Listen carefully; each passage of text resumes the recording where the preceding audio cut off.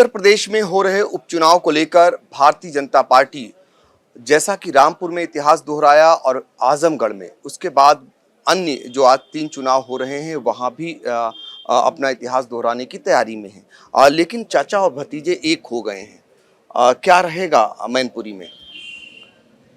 देखिए, मैनपुरी में भारतीय जनता पार्टी के कैंडिडेट रघुराज सिंह साक्य 8 तारीख को विजय होंगे, ये सुनिश्चित है। क्योंकि जनता जो है समझ चुकी है कि भारतीय जनता पार्टी के साथ ही विकास हो सकता है। मैनपुरी के विकास भाजपा के साथ होगा और लोगों को ये मालूम है कि समाजवादी पार्टी एक एमपी जीत करके भी बहुत कुछ कर नहीं सकती है। तो यदि डबल इंजन की सरकार प्रदेश और केंद्र की सरकार की विकास की धारा को और बढ़ाना है तो भारतीय जनता पार्टी के प्रत्याशी को ही जिताना चाहिए और मैनपुरी की जनता रघुराज सिंह साक्य को जिताएगी, भाजपा को जिताएगी।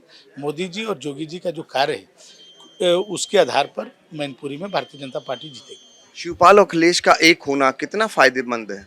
नहीं, ये अच्छी बात है, तो खुशी की बात है कि परिवार में एकता आ रही है, ये तो अच्छा है, यह होना भी चाहिए। लेकिन भारतीय जनता पार्टी के चुनाव पर कोई प्रभाव नहीं पड़ेगा। भारतीय जनता पार्टी के रघुराज सिंह साक्य भारी बहुमत से लाखों वोटों से जीतेंगे। दया शंकर जी, आपसे जानना चाहेंगे कि रामपुर जो है वहाँ पर माना जाता है कि आजम का एक छत्र राज रहा। हालांकि लोकसभा चुनाव में आप लोगों ने जीत दर्ज की। अब क्या स्थिति रहने वाली? इसमें भी भारतीय जनता पार्टी जीतेगी। भाई, भारतीय जनता पार्टी का जो काम है, जो मोदी जी और योगी जी ने काम किया, वो किसी जाति मजहब के आधार बना करके नहीं किया। जिसकी आवश्यकता थी, जो गरीब जनता थी, उसको कोरोना में भाई कोई भूखा नहीं रहा, सबके घर में राशन पहुंचा, एक बार नहीं 2-2 बार पहुंचा। या आप सबको जो है कोरोना का जो टीका लगा तो किसी की जाति मजहब पूछ करके नहीं हुआ, सबका। मोदी जी 1 करोड़ 130 करोड़ हिंदुस्तानियों की बात करते हैं, योगी जी 24 करोड़ उत्तर प्रदेश वासियों की बात करते हैं।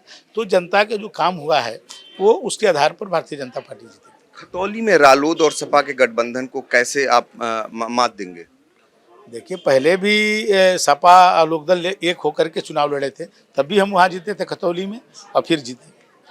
परिवहन मंत्री जी, पिछले दिनों जिस तरीके की दुर्घटनाएं हुई ट्रैक्टर ट्राली से, फिर से एक बार गन्ना का सीजन चालू हो चुका है। ट्रैक्टर ट्राली एक बड़ी समस्या बनते हैं दुर्घटनाओं का। अब रेडियम रिफ्लेक्टर लगाने के लिए तमाम कवायद होती है, लेकिन वो दिखाई नहीं दी। खासकर गन्ना विभाग वालों ने उसकी सुध नहीं ली।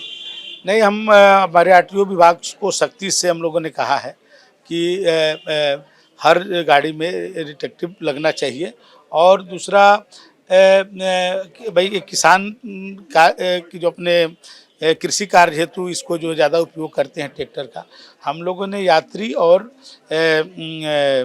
उसमें मोरंग और इस तरह के जो होता है उस पर रोक लगाई है कि इस पर सख्ती किया गया है कि कोई यात्री ट्रैक्टर ट्राली से नहीं ले जाया जाए और कोई इसको जो है खनन में प्रयोग न किया जाए।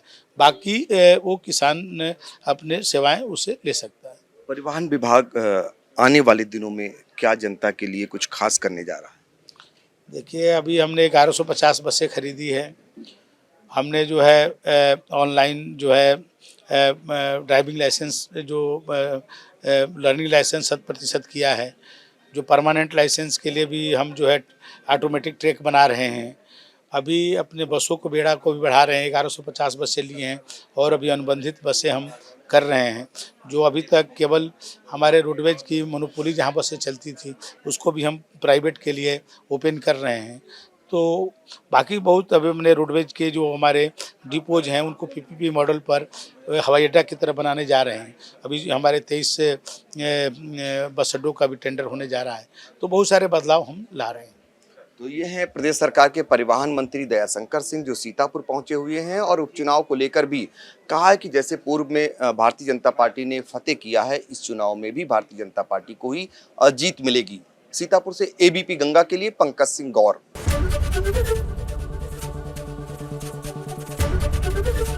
एबीपी गंगा, खबर आपकी, जुबान आपकी।